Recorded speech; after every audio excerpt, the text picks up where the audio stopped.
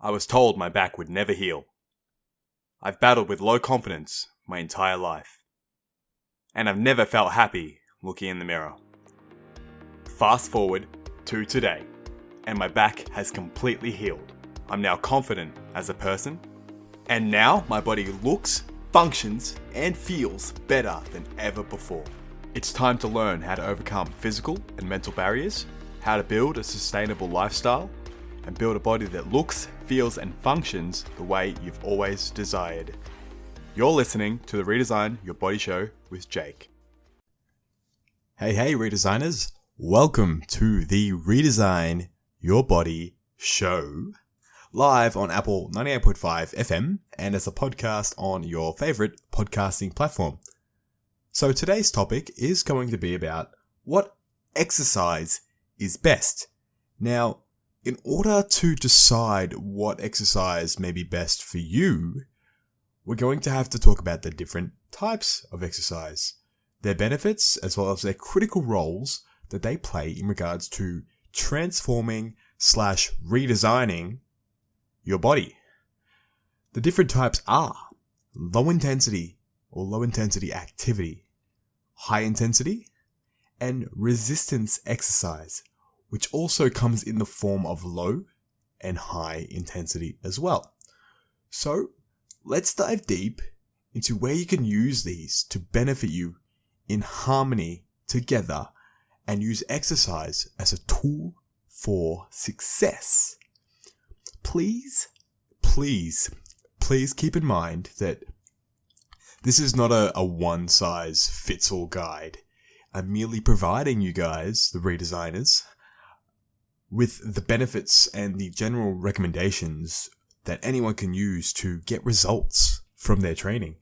And I mean anyone, doesn't matter what walk of life you're from. So we're going to talk about resistance training first, because this is, in my opinion, as a coach, and from my experience have been using weight training for the last 2.5-3 years myself, the most important type of training or exercise when it comes to any goal in terms of transforming your body and gaining strength. And so when it comes to resistance exercise, that's using weights. Now, in my experience and what I've done with my clients and from what I've studied over time is that resistance exercise should be the foundation of any program that you're going to start. So if your goal is to lose weight or just in general tone up or build some strength, you should be lifting weights. And here's why. The approach to why I say you should be lifting weights is that muscle forms over 2/3 of your daily energy expenditure, your metabolism. So the more muscle you have, the more energy you'll burn throughout the day. And here's a benefit. If you have more muscle, you're going to be burning more energy when you sleep. Well, that's amazing, right? So it's like you're burning fat when you sleep. That's pretty cool. Alongside the other platitude of benefits, such as slowing down the aging process and preventing muscular atrophy, which means muscle where it wastes away from lack of use or lack of growth, hypertrophy over time. And did you know, now this is a really interesting fact, that the average adult loses 7 kilos of muscle in their lifespan? That's crazy. 7 kilos. And then they put on about maybe double that in body fat. That's scary when you think about it. So let's talk about lifting weights and what they actually do for your body. It sculpts your body. It shapes your body. It gives you that nice sort of muscle tone in the areas you want to see. So applying a simple overload in every gym session where you force the body to adapt to a small increased increment of weight or one extra rep where you will be progressively growing your body safely, rather than adding too much weight and risking hurting yourself. Now, I can personally attest to that because I've added way too much weight in the past and I've hurt myself just trying to bump my numbers up because I thought the more I lift, the the better I'll look, the stronger I'll get really quickly. But that was what led me to probably having that bulging disc. So my way of thinking now and how I approach it is to have good quality sets and reps where it's slow, it's controlled, because that's going to bring the intensity, which means I won't have to use a ridiculous amount of weight. And that I understand I can use small increments each week, maybe 0.5 kilograms, 1 kilogram increments to build up safely so that my body can adapt without hurting myself because I'm jumping up 5-10 kilograms a week and my body can't handle that. And eventually you're going to get to a peak and break down with that. It's only natural.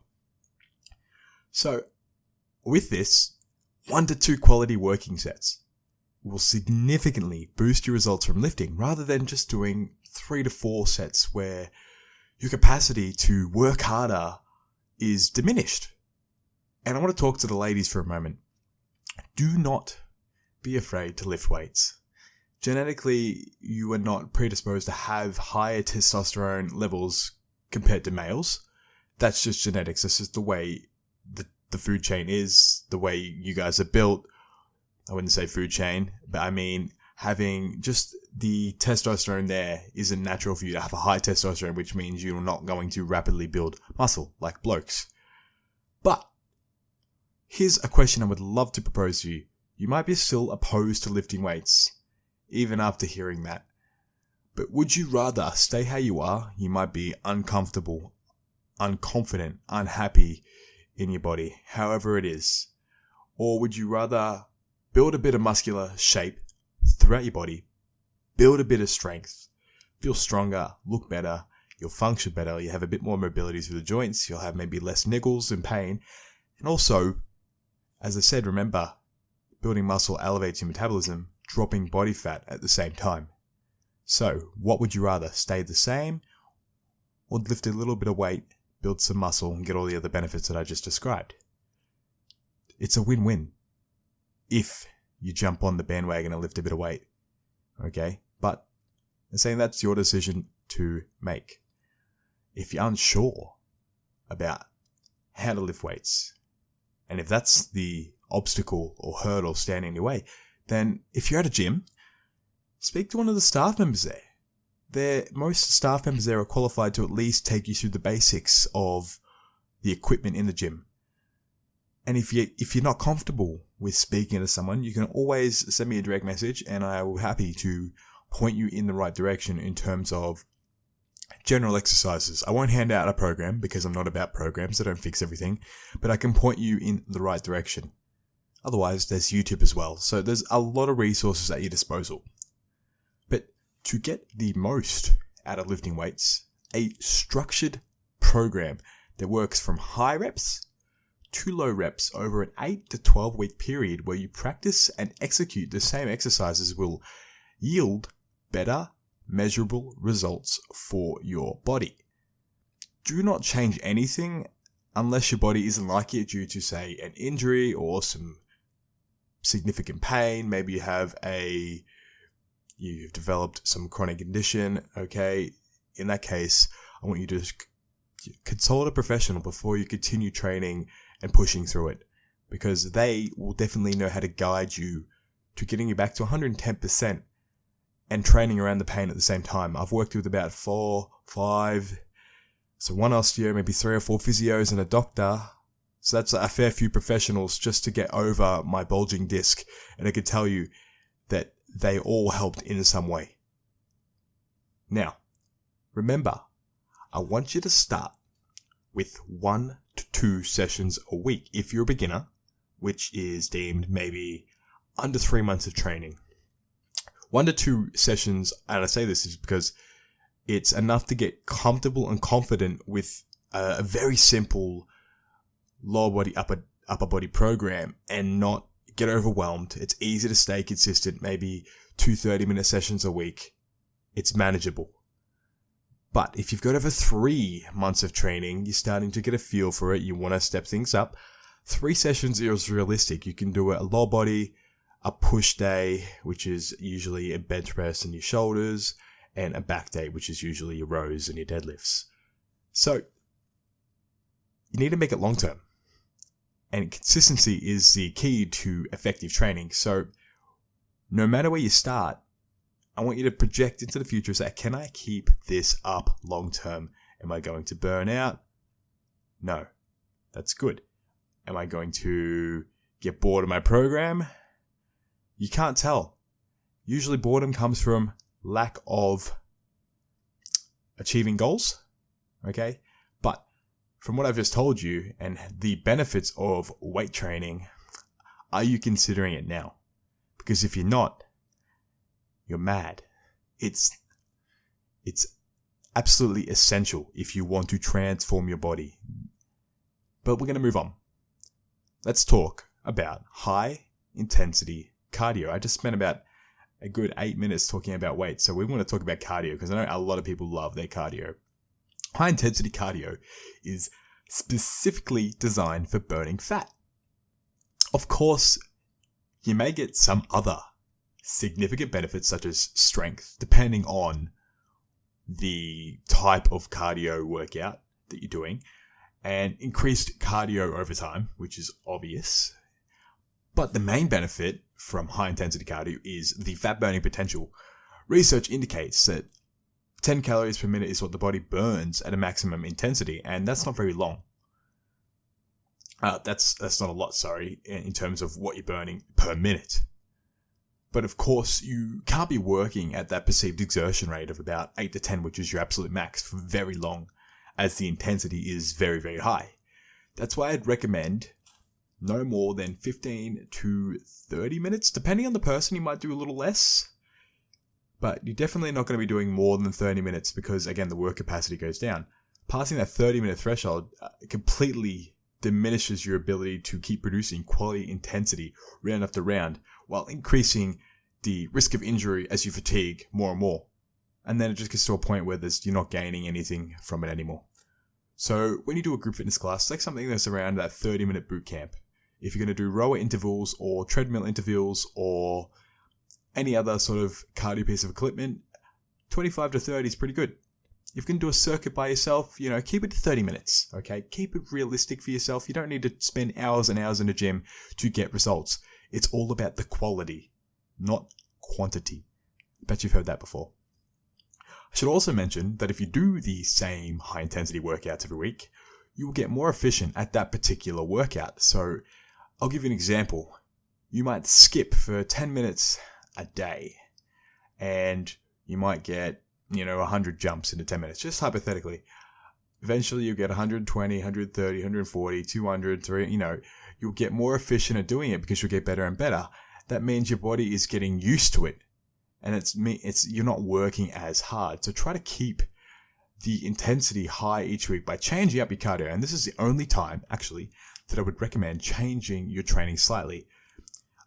I would recommend one session to start with. Remember, I'm talking about realistically, can you see yourself consistently doing one session a week alongside your weight training? Yes? No?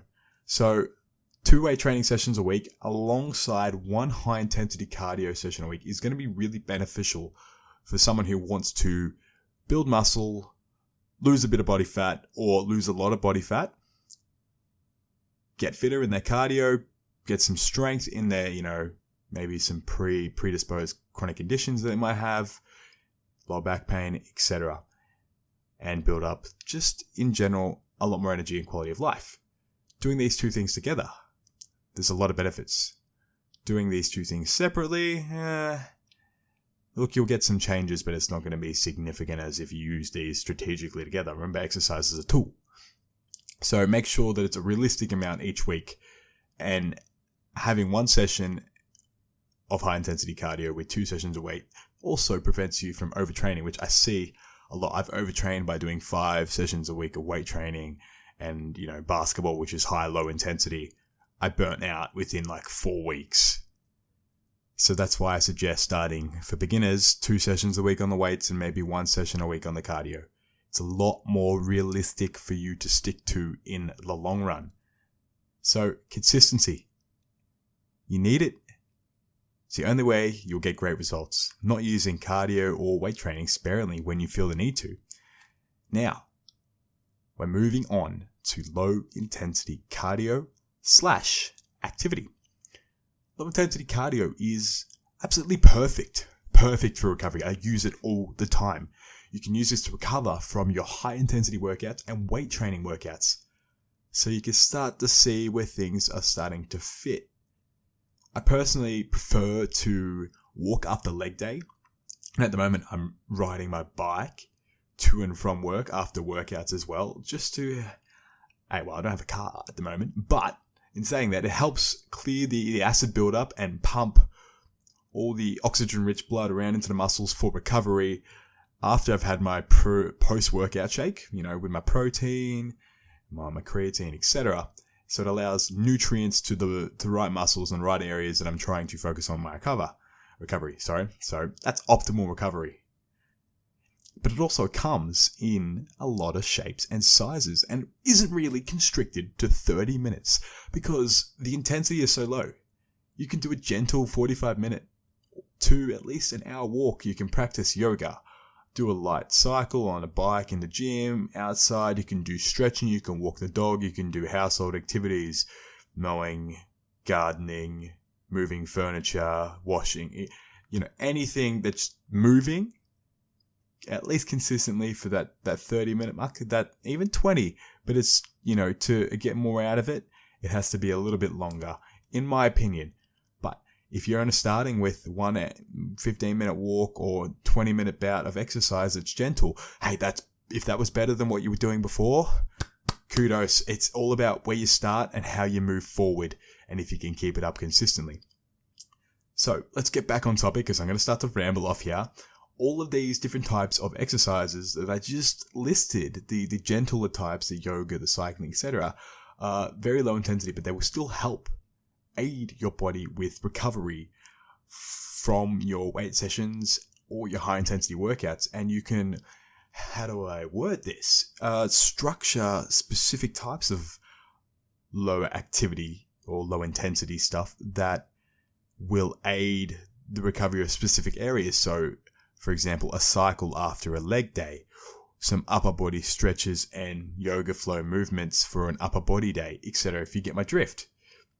There is no limit to what I'd recommend for these.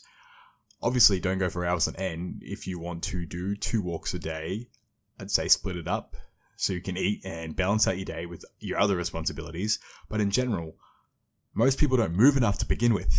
So this may be your starting point. If it's the low intensity cardio or activity that's your starting point, that's freaking awesome. Start with that. You can build up to your weights and your high intensity cardio later.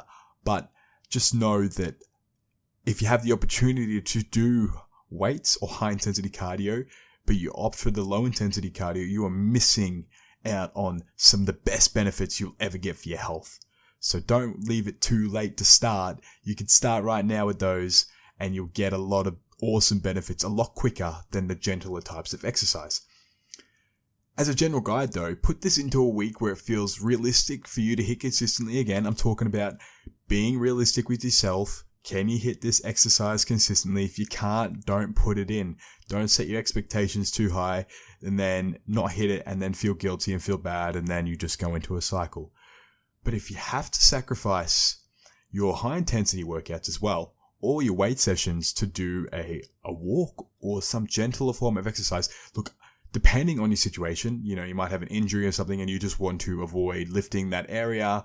Okay, at least you're moving, go see a professional. But if you're going to just avoid weight training or high intensity cardio just for the sake of a walk, don't do it. Weight training is absolutely the foundation of a successful transformation.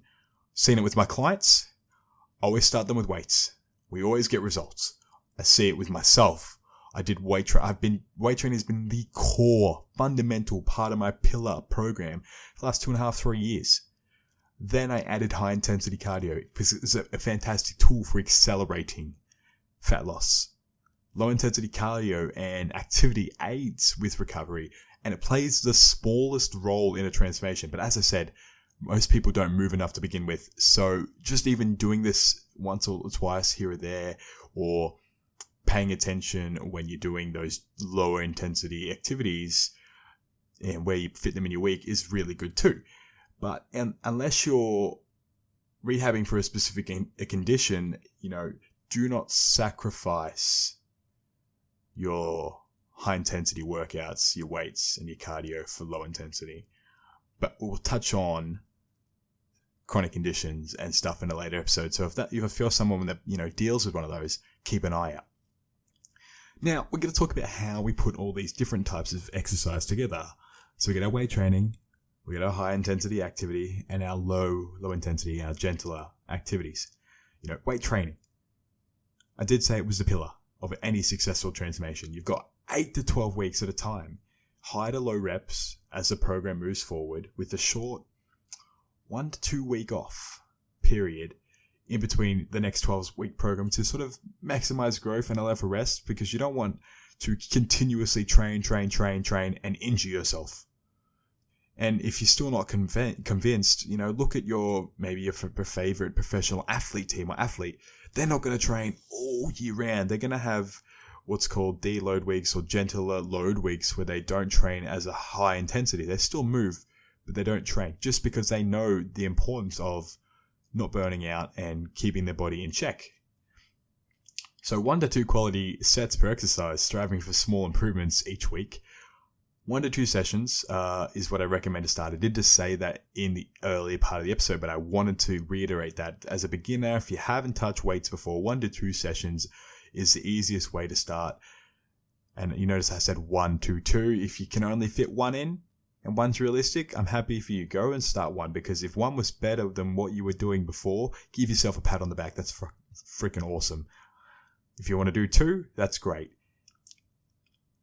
After 3 months, if you've managed to hit that pretty consistently, bump it up to 3. Get that 3-day program going. High intensity cardio, 1 session a week alongside your weights. Be consistent, otherwise it'll be for null. General guideline, 15 to 30 minutes. Don't go over 30, because you're going to sacrifice work capacity, increase risk of injury, and you're not going to gain too much after 30 minutes, because you'll start to dip down into low intensity as you can't sustain that level of work rate for very long. Low intensity activity, be consistent with it. It's not the end of the world if you can't find time due to your lifestyle, or where you live, or things going on in your life. But the most important thing is to be dead consistent and make it a routine. Most people fail to do so, or they try to do too much and they burn out. They lose sight of their inspiration and they fall off the bandwagon. I've given you guidelines for what I believe is a sustainable routine. 1 to 2 weight sessions a week alongside one high intensity cardio session a week, and just some gentle exercise here and there, whether it's housework, yoga, for recovery. That's not a lot. And if you can fit those into a routine that you can hit consistently, it will add up very quickly alongside nutrition. Look, I'm not preaching that exercise is the solution for completely changing your body, but it has so many benefits for your mental health and for your physical health that you don't want to miss out on. Because once that time is gone, it's gone. You're not going to get that back. So don't hesitate to start.